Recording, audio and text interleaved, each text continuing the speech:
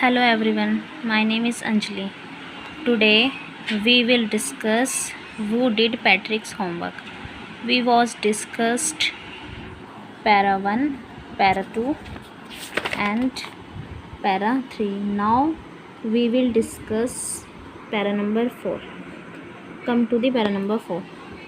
The little man's was wrinkles like a discloth throw in the hamper. जो वो little man था इस story में जिसके बारे में हमने पढ़ा था, उसके फेस पे रिंकल्स हो गए थे।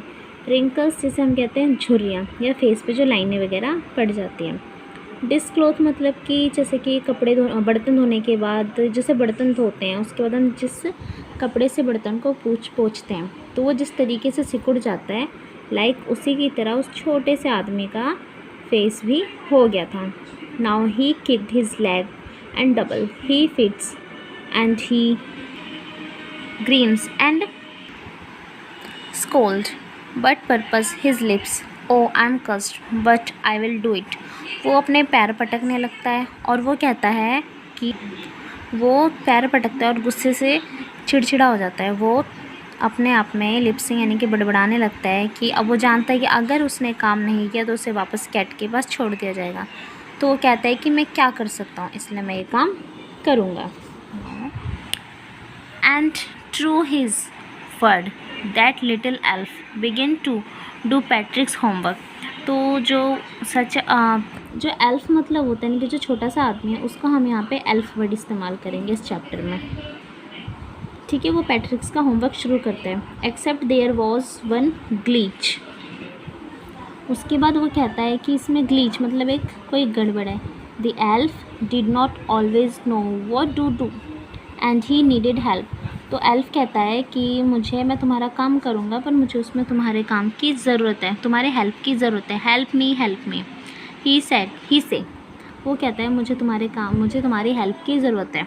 And पैट्रिक्स would help in what ever वे। तो वो कहता है मैं किस तरीके से हेल्प कर सकता हूँ। वो कहता है एल्फ आपका I don't know this word, मुझे इस वर्ड का मतलब नहीं पता। The elf squared while reading पैट्रिक्स homework. फिर वो कहता है कि मुझे इस वर्ड का मतलब नहीं पता, वो चिल्लाता है। उसके बाद गेट मी आ डिक्शनरी। वो कहता है मुझे एक डिक्शनरी दो। नो, फिर वो उस चीज़ के लिए मना कर देता है। Words even better. वो कहता है इससे बेटर है लुक अप दी वर्ड, आप वर्ड को देखो and sound it out by each letter. तो आप एक एक वर्ड को तेज तेज पढ़ो। Next, when it come to the math, जब वो मैथ पर आता है Patrick's was out of luck. फिर वो क्योंकि अब यहाँ तो डिक्शनरी की ज़रूरत नहीं है, वो कहता है what are times table, time table क्या होता है मुझे नहीं पता। कौन कहता है? एल्फ। The elf sheet. उसके बाद we elf never need it that. उसके बाद जो एल्फ होता है यानी कि वो जो बौना यानी कि वो जो छोटा सा आदमी है वो कहता है कि हमें कभी भी and addition and subtraction and division and subtraction यानी कि वो कहता है कि कभी डिवाइड मल्टीप्लाई यानी कि जमा घटा गुना भाग हमें तो कभी इसकी ज़रूरत पड़ी ही नहीं। Here sit down beside me you simply must guide me. उसके बाद कहते हैं कि तुम यहाँ मेरे पास बैठो और मुझे गाइड करो, मुझे बताओ कि मुझे तुम्हारा होमवर्क कैसे करना है।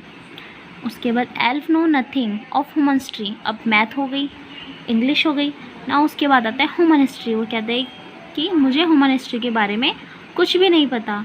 To them it's a mystery. कहता है ह्यूमन हिस्ट्री मेरे लिए क्या है? मिस्ट्री। ह्यूमन हिस्ट्री यानी कि हिस्ट्री जो हम पास्ट के बारे में, मिस्ट्री मतलब कि रहस्य। So the little elf already अ शाउटर। उसके बाद जो लिटिल एल्फ है वो शाउटर यानी कि चिल्लाता है। Just got louder go to the library. फिर वो उसके ऊपर चिल्लाता है और कहते हैं कि जाओ तुम लाइब्रेरी जाओ। आई नीड बुक्स, मुझे बुक्स की ज़रूरत है।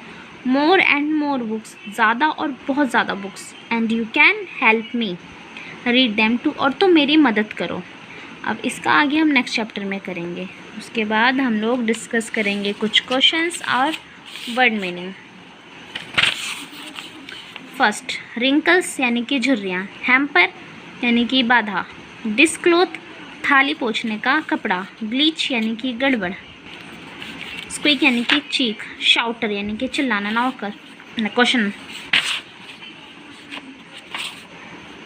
नेम ऑफ द लेसन 1 यानी कि ये जो लेसन 1 है हम ये जो पढ़ रहे हैं इसका नाम क्या है।